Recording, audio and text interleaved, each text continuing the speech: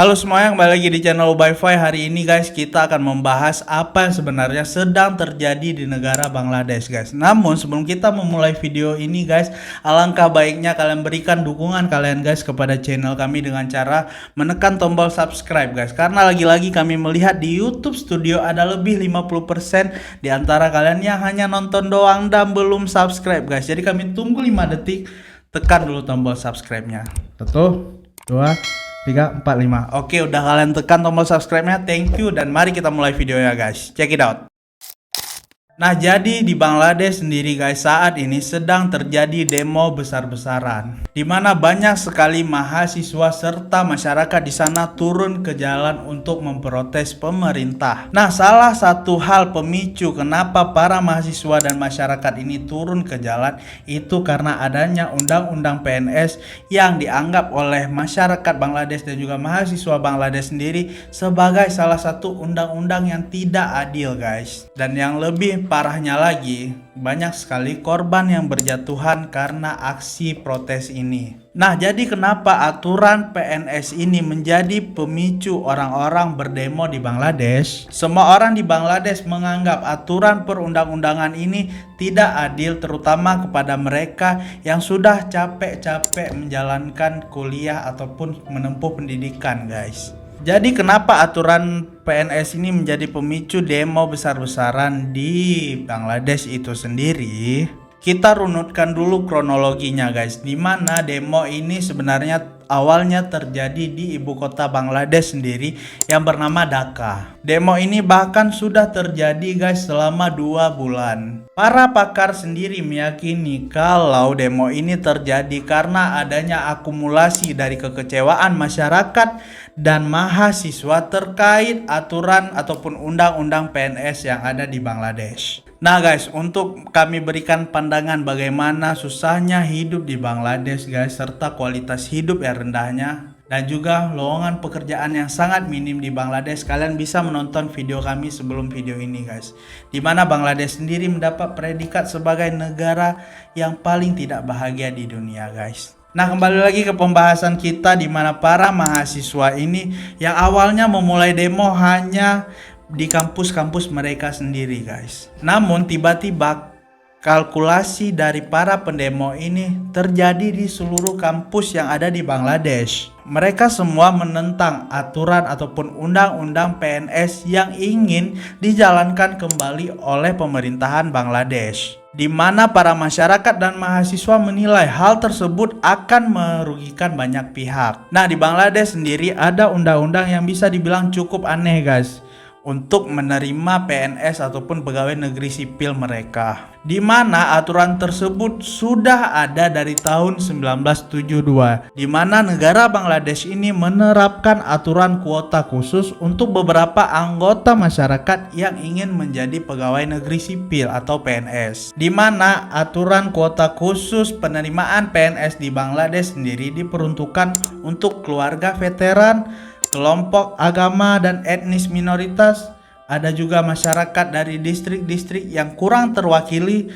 serta perempuan dan kelompok disabilitas. Nah, jadi orang-orang ini itu mendapatkan kuota khusus untuk menjadi PNS di Bangladesh. Nah, di mana 56% kuota itu sudah pasti akan diberikan kepada daftar-daftar tadi guys. Jadi kelompok-kelompok tersebut sudah punya jaminan sendiri untuk jadi PNS di Bangladesh. Yang anehnya adalah 50% kuota atau jatah khusus tadi itu malah diisi dari keluarga-keluarga veteran perang, yang mana kalau kita kalkulasikan itu mereka bisa mengisi 30% dari jumlah keseluruhan kuota PNS khusus yang disediakan pemerintah. Nah, kalau kita umpamakan ada 1000 orang yang lewat PNS di Bangladesh guys, itu sekitar 300 orangnya diisi oleh keluarga veteran perang. Hal ini dianggap oleh kebanyakan masyarakat sebagai hal yang tidak adil. Karena aturan tersebutlah makanya undang-undang kuota khusus untuk PNS ini dipermasalahkan oleh masyarakat, hingga membuat banyak sekali masyarakat dan mahasiswa itu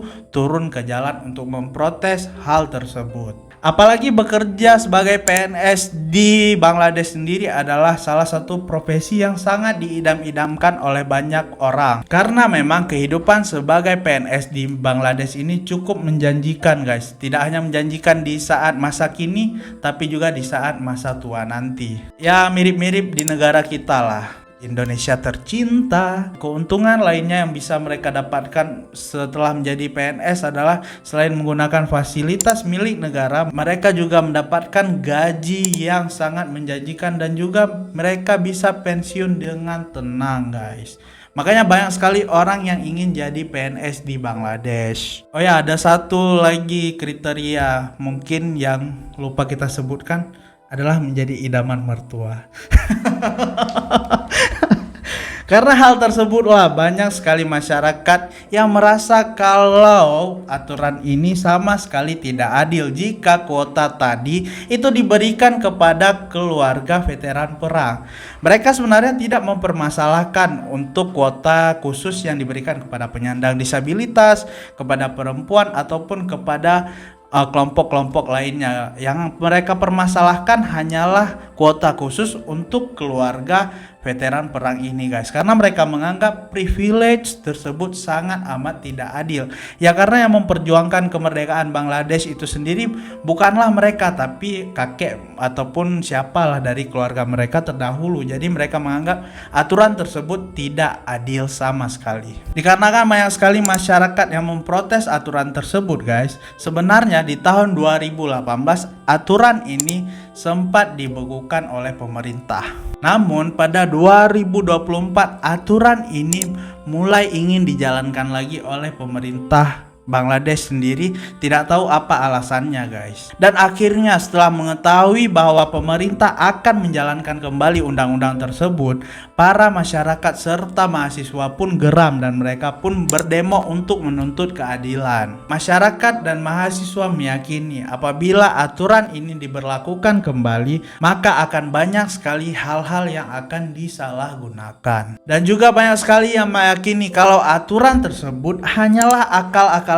pemerintah Bangladesh, di mana kuota tersebut akan digunakan untuk mendukung Perdana Menteri Bangladesh yaitu Sheikh Hasina Wajid. Di mana Sheikh Hasina Wajid ini sendiri juga anggota dari partai tertua di Bangladesh ataupun partai penguasa Bangladesh saat ini, yaitu Partai Awami League. Jadi Partai Awami League inilah yang punya banyak sekali jasa untuk Bangladesh guys, di mana saat mereka memisahkan diri dari Pakistan pada tahun 1971, orang-orang yang ada di Partai Awami League inilah yang berperan besar untuk kemerdekaan Bangladesh. Dan karena dianggap telah berjasa kepada negara, maka dari itu pemerintah Bangladesh pun membuat aturan para keluarga dari veteran perang ini punya kuota khusus untuk menjadi PNS. Namun kebanyakan orang beranggapan aturan tersebut hanya digunakan sebagai cara mensejahterakan kelompok-kelompoknya saja guys. Para mahasiswa dan masyarakat juga menyebutkan kalau seharusnya kuota PNS itu digunakan ataupun diberikan kepada mereka yang punya kapasitas untuk menjalankan program-program pemerintah. Misalnya ini contoh perbandingan, ada keluarga dari veteran perang yang mereka sebenarnya tidak tahu apa-apa tentang pemerintahan. Mereka dipaksa menjadi PNS ataupun diharuskan untuk mengisi kuota khusus dari PNS di Bangladesh, sedangkan mereka tidak punya skill apapun. Di lain sisi ada para mahasiswa Bangladesh yang mereka sudah menuntut ilmu di perguruan tinggi, tapi mereka harus melewati jalur menjadi PNS ini dengan jalur yang tidak punya privilege sama sekali.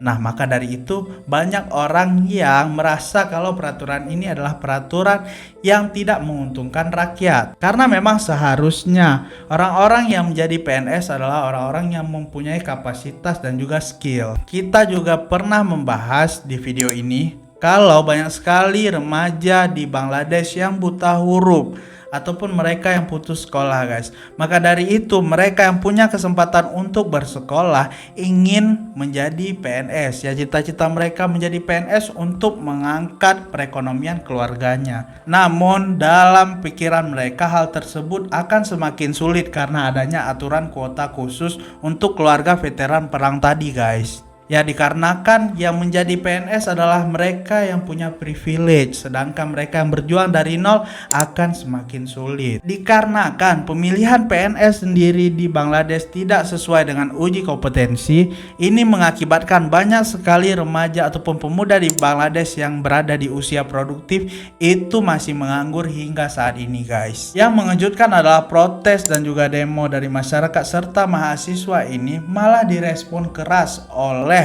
PM dari Bangladesh itu sendiri guys. PM Hasina beranggapan kalau mereka seharusnya yang melakukan demo ini menghargai jasa para veteran perang. Bahkan yang lebih parahnya lagi, PM Bangladesh ini menyebut para orang yang melakukan aksi demo ini sebagai razakar atau pemberontak guys. Bahkan mereka disamakan dengan orang-orang yang memberontak di Bangladesh pada saat Bangladesh ini melawan Pakistan dulu. Nah sebenarnya apa yang terjadi? Kenapa demo di Bangladesh ini bisa sekeos ini guys? Demo ini sendiri terjadi selang beberapa hari setelah Pengadilan Tinggi Bangladesh mencabut undang-undang terdahulu tentang pembukuan kuota PNS jalur khusus tadi. Dan Pengadilan Tinggi Bangladesh ini akan menerapkan aturan ini pada 5 Juli 2024. Awalnya skala demo ini masih terbilang kecil guys, di mana mereka hanya melakukan aksi demo hanya di sekitaran kampus mereka saja. Aksi demo ini akhirnya meluas dan makin ramai saat Pekan Idul Adha di Bangladesh itu berakhir. Jadi eskalasinya makin meningkat. Dan pada bulan Juli tahun inilah mereka makin memperluas skala ataupun eskalasi dari orang yang mengikuti demo ini. Bahkan demo ini dikomandoi langsung oleh kampus Dhaka University, yaitu salah satu kampus terbesar yang ada di ibu kota Bangladesh. Dan lucunya di antara orang-orang yang melakukan demo tadi ada pula guys beberapa orang-orang simpatisan warga ini yang malah pro kepada pemerintah. Kan aneh. Nah karena adanya simpatisan yang pro kepada pemerintah inilah para kampus yang menggelar aksi ini semakin banyak, bahkan sampai ke pelosok-pelosok yang ada di wilayah terpencil di Bangladesh. Akhirnya para masyarakat pun ikut serta dalam aksi ini guys, karena tadi kan ada masyarakat yang pro kepada pemerintah, masyarakat yang merasa tidak senang, akhirnya mereka pun mendukung para mahasiswa yang ingin aturan PNS khusus tadi dicabut. Dan tepat pada 10 Juli 2024 masyarakat beserta mahasiswa dari Dhaka University menggelar aksi besar-besaran, di mana mereka menamai aksi tersebut sebagai Bangla Badh atau blokade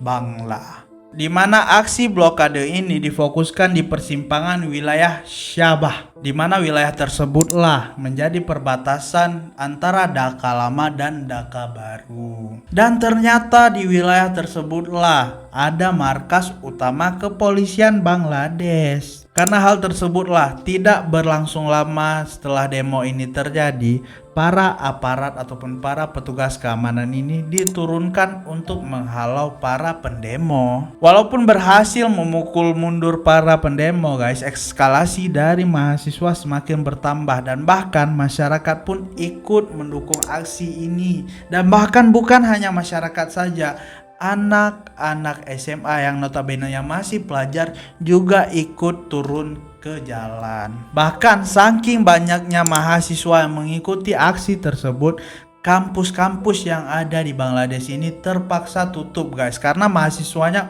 udah pada demo. Nah selain di perbatasan antara Dhaka Lama dan Dhaka Baru yang ada di Syabah tadi, mahasiswa dan masyarakat juga menggelar demo di wilayahnya masing-masing, terutama di kampus-kampus yang ada di luar Dhaka guys. Jadi karena adanya eskalasi yang bertambah dari setiap kampus dan masyarakat serta para pelajar yang telah turun ke jalan tadi, demo ini sendiri menjadi demo terbesar sejak negara Bangladesh ini berdiri guys. Namun aksi ini makin diperparah dengan ikut sertanya Bangladesh Chatrali guys, dimana ini adalah partai pelajar yang pro kepada pemerintah Bangladesh. Dan akhirnya terjadilah dua kubu yang ada di demo ini. Kubu yang pertama diisi oleh mahasiswa yang kontra kepada pemerintah yang tidak setuju dengan undang-undang PNS tadi.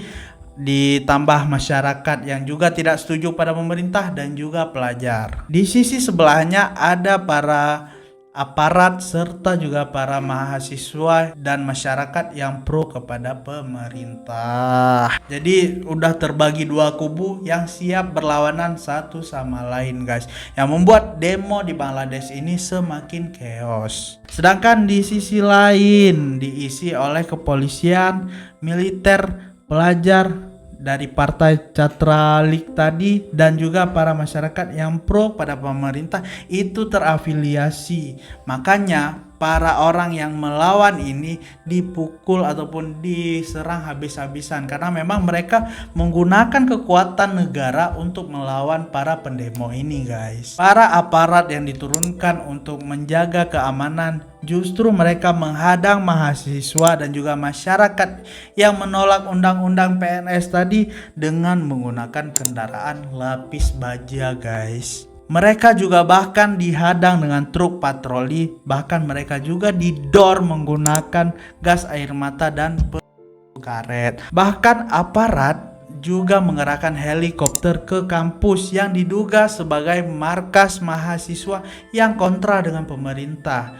Jadi bayangkan situasi di Bangladesh saat itu seperti sedang adanya perang sipil. Karena aksi tersebutlah diperkirakan ada ratusan orang yang menjadi korban dan mayoritasnya adalah masyarakat sipil dan mahasiswa. Diperkirakan juga ada ribuan orang yang mengalami luka-luka serta rusaknya fasilitas umum yang ditaksir kerugiannya ini mencapai miliaran guys. Suasana yang benar-benar sangat parah di Bangladesh karena demo ini guys. Apalagi para mahasiswa sendiri menganggap kalau teman-teman mereka ini dizolimi oleh pemerintahan mereka sendiri. Maka dari itu mereka menganggap kalau ini adalah sebuah bentuk solidaritas, sehingga mereka sepakat bahkan seluruh negara di Bangladesh ini semakin kokoh untuk melawan pemerintahan mereka. Bukan hanya itu guys, ada salah satu stasiun TV yang pro pemerintah di Bangladesh itu dibakar karena mereka sangat marah kepada pemerintah. Parahnya lagi, akses komunikasi di Bangladesh itu diputus. Bahkan ada juga pakar yang mengatakan kalau kejadian di Bangladesh ini mirip ataupun sama dengan kejadian yang terjadi di negara kita pada era reformasi sekitaran tahun 1998 dulu. Karena udah terlalu chaos guys, para pendemo ini banyak mendapat simpati dari warga dunia guys, dan banyak juga yang mensupport aksi mereka. Update terbarunya, PM Bangladesh ini sendiri yang awalnya sok keras akhirnya pun mulai melembek guys. Apalagi para masyarakat telah menamainya sebagai diktator. Yang membuat kita salut adalah kampus-kampus yang mempunyai mahasiswa yang terafiliasi dengan partai Catralik tadi. Itu mereka dengan kompak mendeo mahasiswa tersebut guys. Bayangkan jadi seberapa solid mereka yang ada di Bangladesh demi melawan ketidakadilan. Karena demo yang semakin chaos di negaranya, PM dari Bangladesh sendiri akhirnya kabur ke India dan dia mengumumkan kalau dia mengundurkan diri sebagai Perdana Menteri Bangladesh. PM Hasina ini sebenarnya dulu adalah putri dari pendiri Bangladesh yang bernama Sheikh Mujibur Rahman. Dia juga salah satu wanita paling lama berkuasa di Asia Tenggara, yaitu dia telah memimpin Bangladesh selama 15 tahun guys. Dengan adanya aksi ini dan dia pun harus turun dari jabatannya mencoreng tinta emas yang telah ditorehkan oleh Perdana Menteri yang bernama Hasina ini tadi. Ya karena dia membuat warganya ataupun rakyatnya sendiri sebagai lawan. Jadi dia harus menerima konsekuensi dari pilihan yang dia buat guys. Makanya jangan main-main guys sama rakyat. Rakyat solid, rakyat juga akan semakin kuat. Gimana menurut kalian guys terkait demo dan juga turunnya tahta Perdana Menteri Bangladesh ini? Komen di bawah, Oke, cukup sekian untuk video hari ini guys. Bagi kalian yang ingin mengoreksi, merevisi atau menambahkan, boleh komen di bawah guys. Jangan lupa juga berikan dukungan kalian kepada channel kami agar channel kami ini lebih berkembang dengan cara menekan tombol subscribe like, nyalakan notification bellnya guys, dan share video ini ke siapapun yang kalian kenal. Oke? Kami juga ada di TikTok dan Instagram dengan username @ubay_5. Terima kasih telah menonton video ini. Sampai ketemu di video kami selanjutnya. Ciao.